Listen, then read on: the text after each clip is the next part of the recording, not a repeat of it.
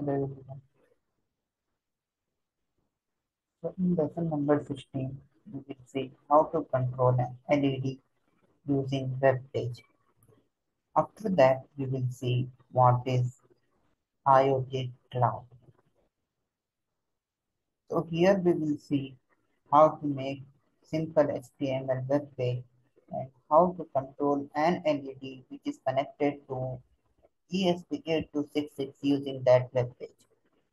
After that, we will see what is Arduino cloud and what is Arduino IoT cloud.